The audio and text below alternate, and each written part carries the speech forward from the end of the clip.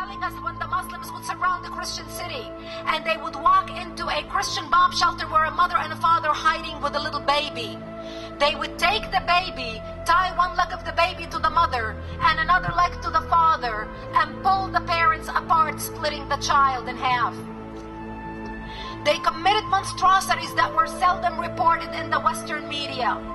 The last lady that worked for me, I hired her because she was mentally disturbed. And the reason she was mentally disturbed is because they walked into her bomb shelter, took her 16-year-old son, tied him on her lap, held the knife to her hand and made her slit her own son's throat, and then raped her 2 daughters in front of her. I believe the biggest disservice the American media did to the American public is not show the beheading of Daniel Pearl and Nick Byrd, because I believe Americans need to see the barbarism heading our way.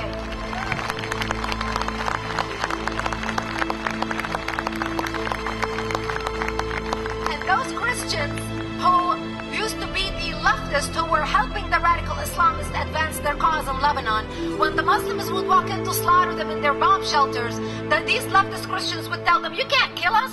We fought with you. We represented you in government. We fought for your rights in government." And the radical Muslims would look at them and they would say, "You are nothing more than a filthy infidel. You are no different than those other infidels." And then they would slaughter them. But those who escaped to our town, by the time they woke up, it was too late.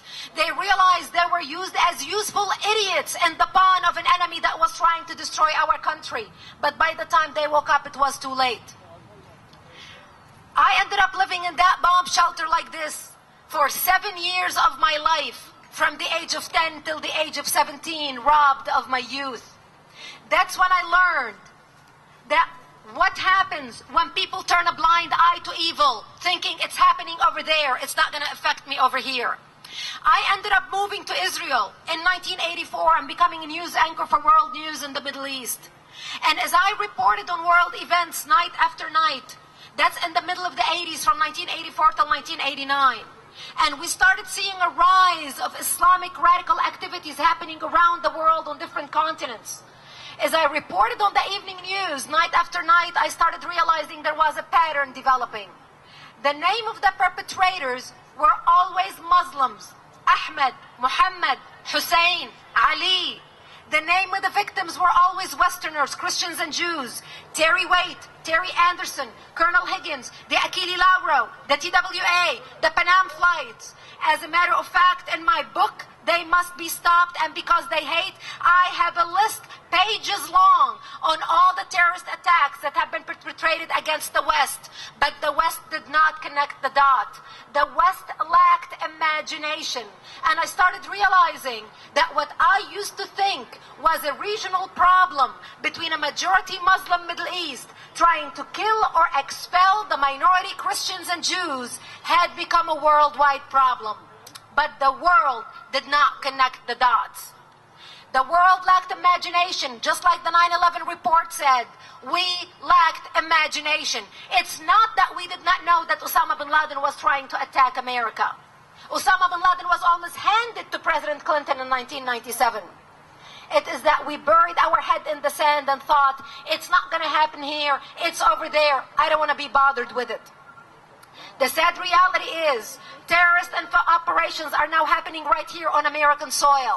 They are no longer over there, they are over here. The reality is, America has been attacked under different administrations since 1979, regardless what that administration was, whether Republican or Democrat. America was attacked in 1979 under the Carter administration, a Democrat with the hostages in Iran. America was attacked again in 1983 under the Ronald Reagan administration, a Republican with the bombings of the Marines in Lebanon. America was attacked again under George Bush Sr. administration. America was attacked again under Bill Clinton administration. It was actually under President Clinton that the first attacks on America in 1993 against the World Trade Center took place. The only difference between the attacks of 1993 and 2001 are the buildings did not come down. And also during Bill Clinton's presidency, the Taliban were training 10,000 Al-Qaeda members in Afghanistan. Those people were not being trained for entertainment. They were being trained to attack the United States of America. George Bush Jr. and Dick Cheney were not even a blurb on the political American landscape. And of course, we were attacked on September 11th under George Bush Jr. And finally, the Democrats could not wait until the election, and they thought if we just elect Obama, the Messiah, Hussein Obama, the whole world is going to forgive our sins, and we're going to all sing Kumbaya.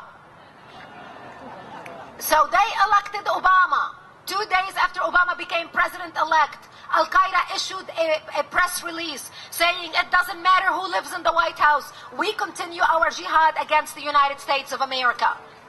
And in the last 19 months alone, since President Obama has been elected as president, we have arrested 75 homegrown terrorists, all Americans, all Muslims, either born into the Islamic faith or have converted into Islam, trying to kill Americans or perpetrate terrorist attacks against America. They look at the Obama administration as a 4-year window of opportunity because he is not paying attention to the security of the country.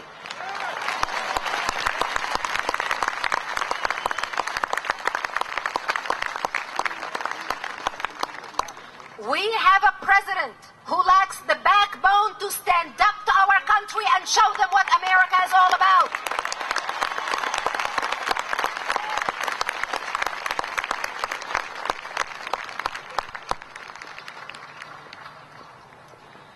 Michelle, his wife, says, I was never proud of my country like I was now when her husband was running for president. I, as an American, have never been more embarrassed of my presidents representing my country than I am today.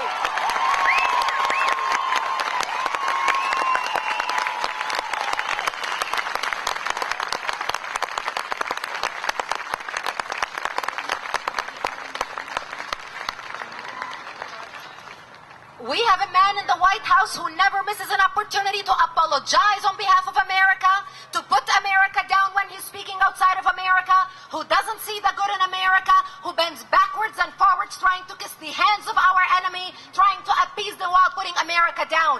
We will not put up with this, and we will make our voice heard.